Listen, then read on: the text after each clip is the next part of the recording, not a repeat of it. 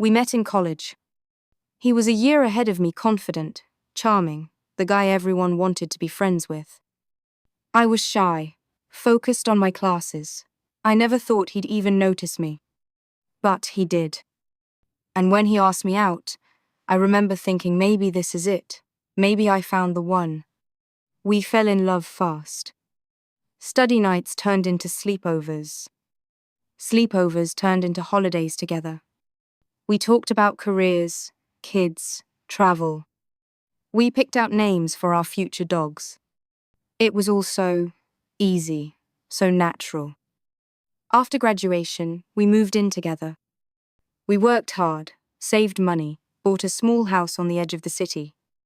Everyone around us said we were perfect, a real power couple. And for a long time, I believed that too. But over the last year, things changed. It started small. He stopped making jokes during dinner. He stopped saying, "I love you," when I left for work. He became quieter, colder. He'd stay late at the office, come home exhausted, say he was just tired or stressed about deadlines. I tried to be understanding. I cooked his favorite meals. I gave him space. I stopped asking questions because every time I did, he snapped. I told myself, this is just a phase. Relationships go through ups and downs. But deep down, I knew something was off. He wasn't just stressed. He was hiding. One night, around 11 p.m., he came home late again. He dropped his bag on the floor, barely said hi, and went straight to the shower. His phone lit up on the couch. And there it was. A message. "Can't wait to see you again, Maze." My heart stopped. It wasn't from me. I stared at the screen for a full minute. My hands were shaking. When he got out of the shower and fell asleep, I sat there, just staring at him. I wanted to believe it was a misunderstanding, that it was a joke, that it wasn't what it looked like. But around 2 a.m., I opened his phone. I knew his passcode. I wish I didn't. There she was. Emily.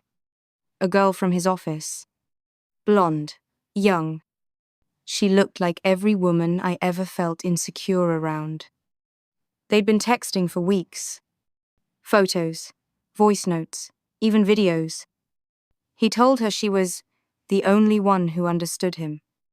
That he wanted to start fresh. I wanted to scream, to throw his phone across the room, to wake him up and ask, "What the hell is this?" But I didn't. Instead, I smiled. A cold, calm smile. Because I realized something.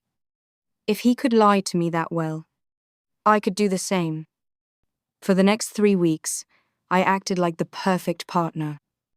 I laughed at his jokes. I packed his lunch. I even asked how Emily was doing in my head, of course. What he didn't know, I was taking screenshots, saving everything, building a file, talking to a lawyer, looking at new apartments. Every day, I got stronger. Every fake smile made me feel more in control. Then, one morning, I made him breakfast. Pancakes, bacon, orange juice, his favorite. He sat down, surprised. Said, "Wow, you're spoiling me today." I smiled. And said, "I know." He blinked. "Know what?" I slid a folder across the table.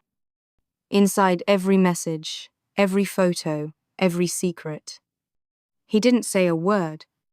His hands shook as he flipped through the pages.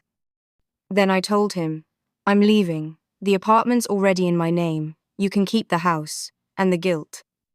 He begged. Told me it meant nothing. That he loved me. That he was just confused. I told him love isn't confusing. Cheating isn't confusing. I packed my bags that day. I didn't cry. I didn't look back. 2 months later, I heard from a mutual friend. Emily dumped him. Turns out, she started seeing someone else. His boss. Apparently, she used the same lines on the boss that he once used on me. Said she wanted to start fresh. And the boss? Promoted her. Fired him. Now he's alone. Living in the same house. Unemployed. And everyone at the office knows what happened. As for me, I'm healing. I got a new job. I go to the gym. I wake up smiling. I don't check phones anymore. I don't chase people who lie. Sometimes, karma doesn't need help. It just needs time.